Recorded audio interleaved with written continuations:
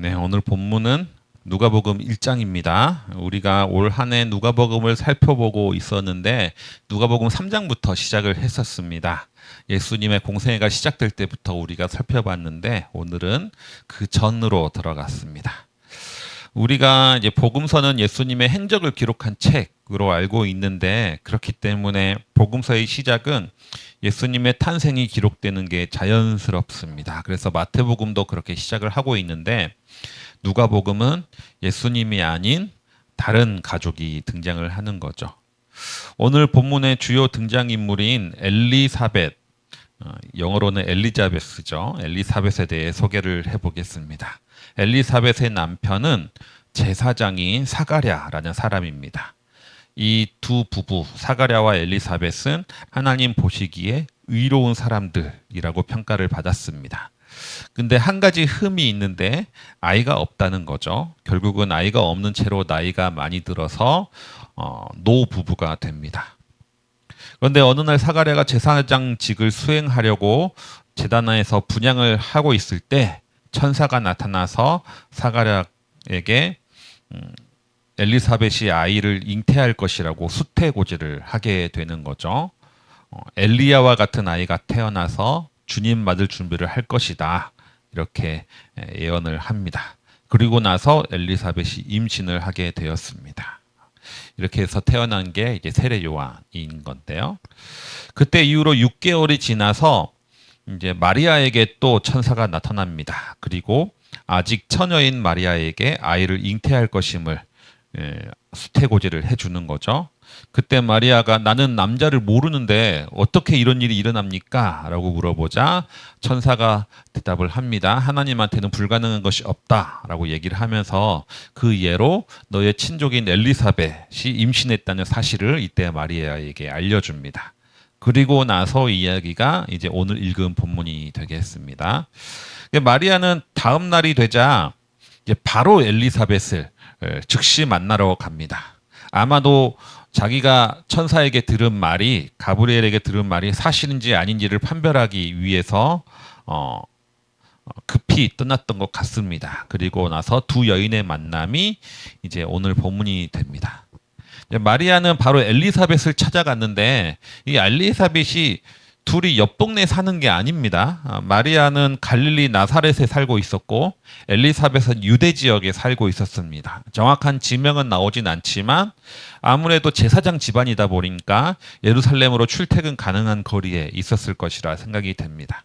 그렇다면 최소한 걸어서 4일, 5일 정도 되는 거리인데 여성이 혼자 맘먹고 갈 수 있는 곳이 아닌데 그럼에도 불구하고 마리아는 서둘러 가는 것이죠. 이 마리아와 엘리사벳 이 둘은 친족 관계라고 나와 있지만 별로 공통점이 없는 사이입니다. 엘리사벳의 남편은 제사장이죠. 제사장이라는 것은 어느 정도 명망도 있고 경제적으로 여유가 있는 가정이라는 걸 알 수가 있습니다. 그리고 존경도 많이 받는 사람들입니다. 그런데 마리아는 아직은 아니지만 목수의 아내가 될 것으로 예정이 된 사람입니다. 목수의 아내가 된다는 것은 그만큼 가난하고 사회적으로 지위가 낮을 가능성이 큰 거죠. 나이만 보더라도 엘리사벳은 임신한 나이가 훨씬 지난 여성이죠. 아마도 50대 후반에서 60대가 되었을 것입니다. 그런데 마리아는 그렇지 않습니다. 마리아는 결혼 전 여성인데 이 당시 결혼을 12살쯤에 했으니까 12세가 아직 안 됐을 가능성이 큰 거죠. 마리아도 아마 그때쯤 나이가 됐을 겁니다. 그래서 이 둘 사이에는 불가능한 임신을 했다는 것을 제외하고는 전혀 공통점이 없습니다. 그리고 그 임신에 대한 마음가짐도 달랐을 것입니다. 엘리사벳에게 임신은 축복이죠. 그동안 애도 낳지 못하고 다른 사람들께 받았던 눈치와 수치와 아픔이 씻겨 나가는 것이 엘리사벳에겐 임신이라는 사실입니다. 그런데 마리아에게 임신은 축복이라기보다는 재앙에 더 가깝습니다. 이런 사이라면 이 둘이 이런 사이라면 사실 서로 대화가 되고 소통이 된다는 것 자체가 어쩌면 불가능할지도 모르겠습니다. 우리가 살아가는 요즘 시대에도 결혼도 하지 않았는데 애가 덜컥 생겨서 애를 지우는 사람들이 많이 있습니다. 특히 2019년도에 헌재에서 낙태죄가 헌법 불합치 결정이 나눠지고 나서 지금 현재는 임신 중지가 불법이 아닌 시대를 우리는 살아가고 있습니다. 특히 올해 8월에는 임신 36주 차인데 본인이 낙태하는 것을 유튜브로 생중계를 해서 우리나라에 큰 논란이 일어나기도 했습니다. 지금은 이렇게 많은 생명이 태어나기도 전에 목숨을 잃어가고 있는 시대입니다. 그런데 그와 동시에 또 다른 한편에서는 아이가 생겨나지 않은 난임 부부도 늘어나고 있습니다. 특히 혼인 연령이 높아지고 있고, 그리고 과거와 달리 요즘에는 경제적으로 안정되기 전까지는 아이를 낳지 않는 그런 시대가 되다 보니까 이제 결혼을 하고 나서도 후에는 아이를 갖고 싶어도 갖지 못하는 부부들이 많아지는 거죠. 누구에게는 너무나 간절한 생명인데 누구에게는 이게 재앙이고 걸림돌이 되는 시대입니다. 똑같은 임신 소식인데 불가능한 상황에서 기적처럼 찾아온 생명인데 한 사람에게는 너무나 기다렸던 소식이고 다른 한 사람에게는 있어서는 안 되는 소식이 되는 겁니다. 한 사람에게는 그동안의 아픔과 수치를 씻어주는 소식인데 다른 한 사람에게는 오히려 수치를 안겨주는 소식입니다. 이 두 사람의 만남이 과연 아름다울 수가 있을까? 나의 고통스러운 상황을 축복이라고 여기는 사람과 한자리에 있다는 것이 과연 좋은 것일까? 그러나 성경은 이 둘의 만남을 아주 아름답게 그리고 있습니다. 가브리엘 천사에게 수태고지를 받은 마리아는 바로 엘리사벳을 찾아갑니다. 그 먼 거리를 10대 초반의 여성이 거리낌 없이 즉시 찾아갔다는 것은 그만큼 가브리엘이 나한테 했던 그 말이 사실인지 아닌지 확인하는 것이 이 마리아에게 중요했습니다. 갔는데 엘리사벳이 임신이 아니었다면 내가 잠깐 헛것을 봤다거나 개꿈을 꿨다는 해피닝으로 끝날 수 있는 상황이 되는 겁니다. 마리아는 엘리사벳이 임신하기를 바랐을까요? 안 바랐을까요? 가는 길에. 아마도 엘리사벳이 임신한 걸 알게 된 순간 마음이 덜컥 내려앉진 않았을까라는 생각을 해봅니다. 그러나 마리아의 문안을 받고 마리아의 임신 소식을 알게 되자 엘리사벳은 마리아를 축복하기 시작합니다. 그대는 여자들의 복을 받았습니다. 그대의 태중의 아이도 복을 받았습니다. 내 주님의 어머니께서 내게 오시다니 어찌된 일입니까? 주님께서 하신 말씀이 이루어질 줄 아는 여자는 행복합니다. 오늘 읽은 본문은 여기까지입니다. 그런데 이 뒷부분에는 이제 마리아의 찬양으로 바로 이어지게 됩니다. 불안하고 두려운 마음으로 엘리사벳을 찾아왔던 마리아가 엘리사벳의 축복의 이야기를 듣자 그의 마음이 하나님을 향한 찬양으로 뒤바뀌어졌다는 거죠. 그래서 가톨릭에서는 이 두 사람의 방문했던 날짜를 성모 방문 축일로 지정하고 기념을 하고 있습니다. 실제 그날인지 모르겠지만 기념을 하는 날입니다. 이날은 마리아와 엘리사벳의 만남과 동시에 이제 뱃속에서 세례 요한과 예수님의 만남을 기념하는 날이도 되는 거죠. 그렇다면 이 오늘 말씀을 통해서 우리가 배울 수 있는 점이 뭐가 있을까? 첫째는 축복의 말은 사명을 감당하게 한다는 겁니다. 축복의 말은 사명을 감당케 한다. 마리아가 처녀의 임신을 하고 자녀를 낳는다는 것은 절대 쉬운 일이 아닙니다. 물론 천사에게 말을 들었을 때 마리아는 그 말씀이 내게 이루어지기를 바랍니다라고 고백을 하긴 했지만 그 천사 앞에서 그 분위기가 있는데 안 된다고 말하기가 쉽지 않잖아요. 주의 말씀이 내게 이루어지길 바랍니다라고 한번 고백하는 것은 어쩌면 그 현실을 살아내는 것과는 엄연히 다른 일일 수도 있습니다. 고백하는 건 쉽지만 그 현실을 살아내는 것은 어려운 거죠. 과연 이것이 하나님의 축복인지 저주인지 헷갈릴 때도 있게 됩니다. 그러나 천사의 입이 아닌 엘리사벳의 입을 통해서 축복을 듣게 되었을 때 마리아는 자신에게 주어진 사명의 길을 걸어가는 것뿐만 아니라 기쁨과 찬양함으로 걸어갈 수 있게 됩니다. 힘들고 어려운 길을 걸어가는 이들을 축복해주는 것은 쉬운 일이 아닌 것 같습니다. 저도 아는 전도사님들이 목사 안수를 받는다고 할 때 제 입에서 나오는 첫 마디는 다시 한번 생각해봐라 라는 말을 하게 됩니다. 너무나 복된 길이다. 귀한 사명을 잘 감당하라 라고 축복해주기가 쉽지 않습니다. 그 길이 너무나 힘든 길이라는 것을 알기 때문입니다. 누군가가 교회를 새로 개척하겠다고 찾아오면 귀한 마음 먹으셨습니다. 그 믿음 흔들리지 말고 가십시오라고 말을 하기가 쉽지가 않습니다. 어지간하면 하지 마라. 개척하면 고생이다. 내 꼴을 봐라.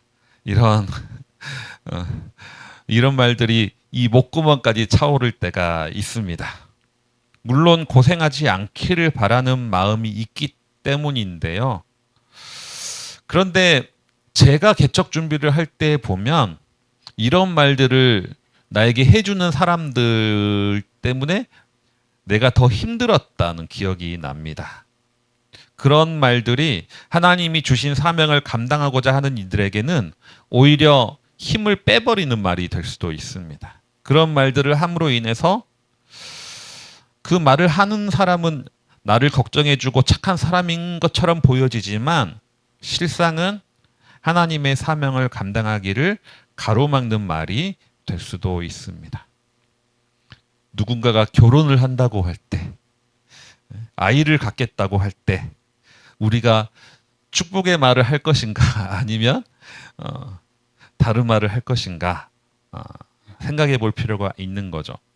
엘리사벳은 마리아가 이 음성을 듣고 자기가 예수 그리스도를 잉태했다는 말을 들었을 때 처녀가 애를 낳으면 어떡하니? 너 힘들겠다. 남편 될 사람한테는 어떻게 말하려고 그러니? 이런 식으로 대화를 이끌어갈 수도 있었습니다. 하지만 그녀는 마리아에게 복된 사람이다.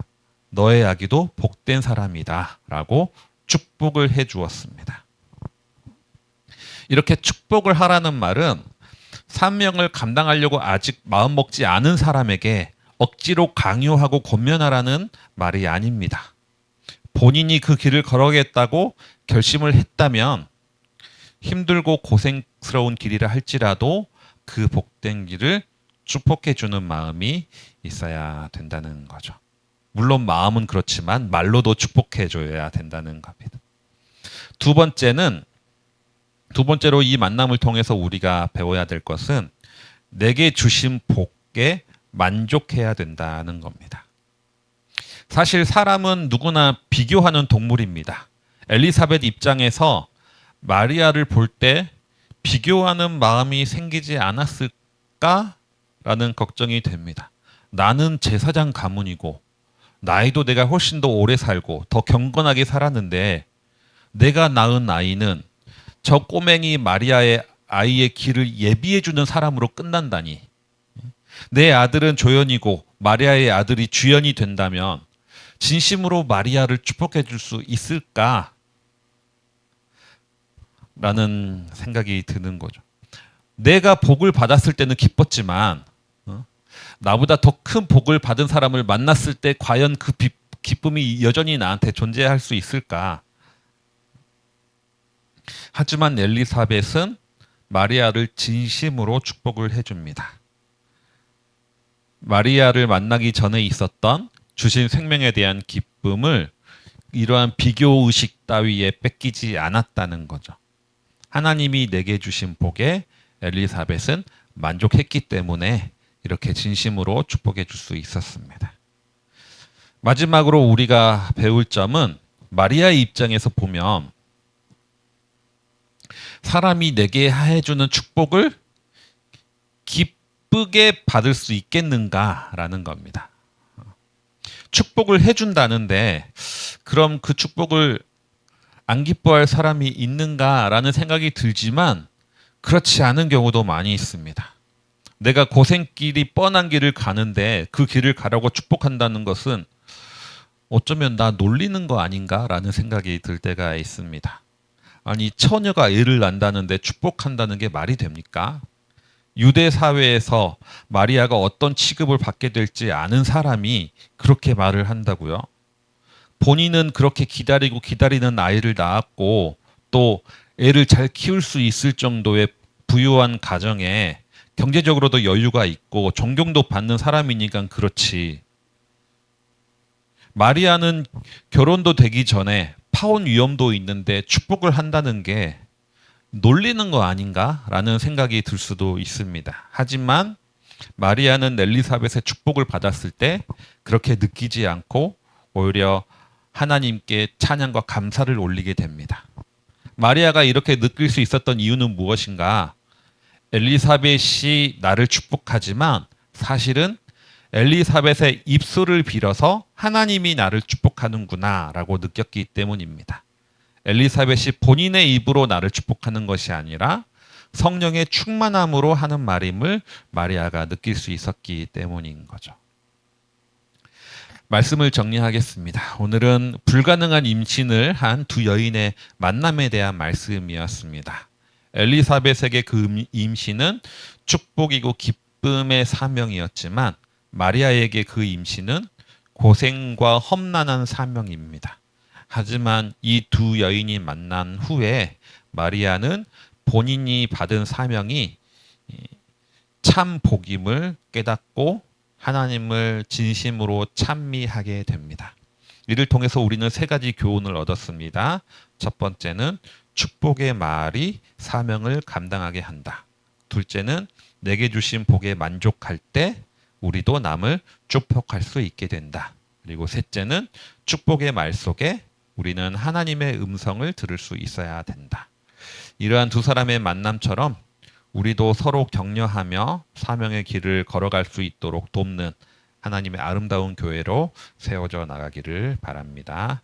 주신 말씀 기억하시면서 내일을 바라오며 기도 함께 침묵으로 드리겠습니다.